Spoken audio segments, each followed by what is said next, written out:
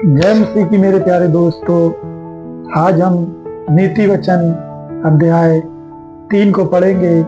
परमेश्वर इन वचनों के द्वारा आपसे हमसे बात करें और इन वचनों को शैतान चुराने ना पाए, इसलिए हम प्रभु यीशु मसीह के नाम से पिता आपसे प्रार्थना करते हैं। जितने भी जन इस वचन को जब सुनते हैं प्रभु, उनके जीवन में 100 गुना आशीष फल आए। प्यारे परमेश्वर, वचनों के भेदों को आप ही प्रकट करने वाले हैं। हाँ प्रभु, हम जिस भी हालात में इन वचनों को सुनते हैं परमेश्वर, पढ़ते हैं प्रभु यीशु मसीह, उन्हीं हालातों के द्वारा आप हमसे बात करें प्रभु। उन्हीं हालातों में होकर हमसे बात करें। वचन जीवित है और वचन कार्य करता है। हाँ प्रभु, हम धन्यवाद करते हैं पिता, प्रार्थना को सुनकर हमें जवाब देने वाले यीशु मसीह के नाम से मांगते हैं, आमीन। हे मेरे पुत्र, मेरी शिक्षा को ना भूलना, अपने हृदय में मेरी आज्ञाओं को रखे रहना, क्योंकि ऐसा करने से तेरी आयु बढ़ेगी और तू अधिक कुशल से रहेगा। कृपा और सच्चाई तुझसे अलग ना होने पाए, वरन उनको अपने गले का हार बनाना और हृदय रूपी पटिया पर लिखना। और तू परमेश्वर और मनुष्य दोनों का अनुग्रह पाएगा।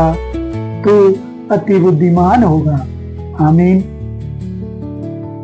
तू अपनी समझ का सहारा ना लेना, वरन संपूर्ण मन से यहोवा पर भरोसा रखना। उसी को स्मरण करके सब काम करना, तब वह तेरे लिए सीधा मार्ग निकालेगा। अपनी दृष्टि में बुद्धिमान ना होना, यहोवा का भय मानना और बुराई से अलग रहना। ऐसा करने से तेरा शरीर भला चंगा और तेरी हड्डियां पुष्ट रहेंगी।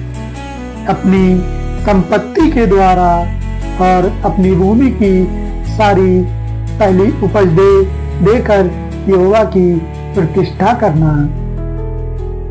इस प्रकार तेरे खत्ते भरे पूरे रहेंगे और तेरे रसकुंडों से नया दाख मधु उमड़ता रहेगा।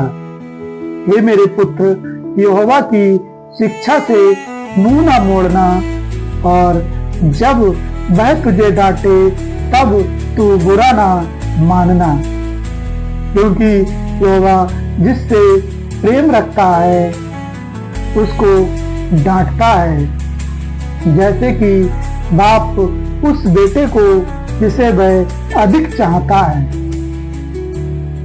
क्या ही धन्य है वह मनुष्य जो बुद्धि पाए और वह मनुष्य जो समझ प्राप्त करे, क्योंकि बुद्धि की प्राप्ति चांदी की प्राप्ति से बड़ी और उसका लाभ चोखे सोने के लाभ से भी उत्तम है।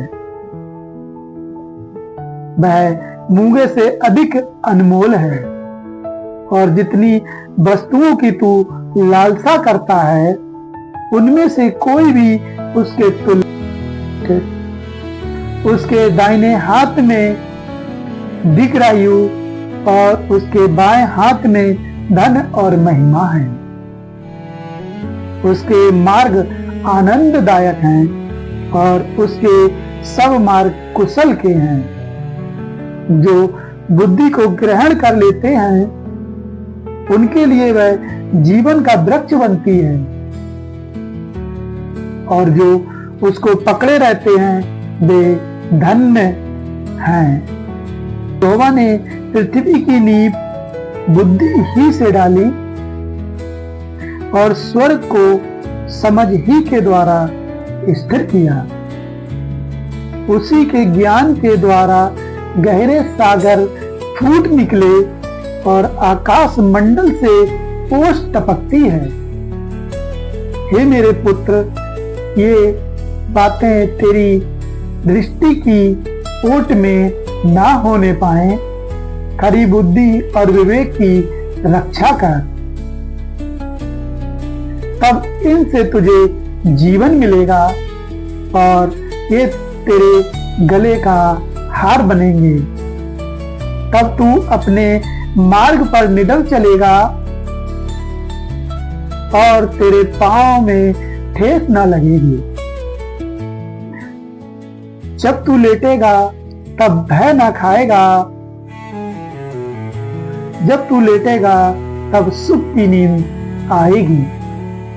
अचानक आने वाले भय से ना डरना और जब दुष्टों पर विपत्ति आ पड़े तब ना घबराना, क्योंकि यहोवा तुझे सहारा दिया करेगा और तेरे पांव को फंदे में फंसने ना देगा। इनका भला करना चाहिए, यदि तुझ में शक्ति रहे तो उनका भला करने से ना रुकना।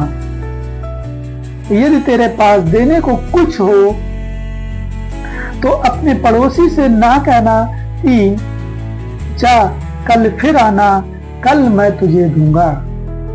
जब तेरा पड़ोसी तेरे पास बेखटके रहता है तब उसके विरुद्ध बुरी युक्ति ना बांधना। जिस मनुष्य ने तुझसे बुरा व्यवहार ना किया हो उससे अकारण मुकदमा खड़ा ना करना।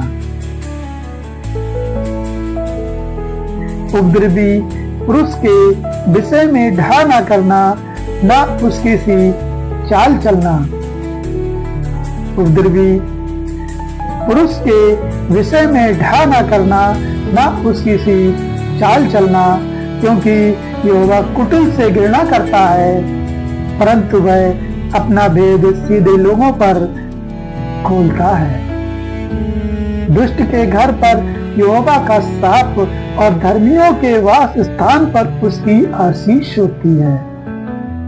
ठट्ठा करने वालों से वह निश्चय ठट्ठा कराता है और दीनों पर अनुग्रह करता है।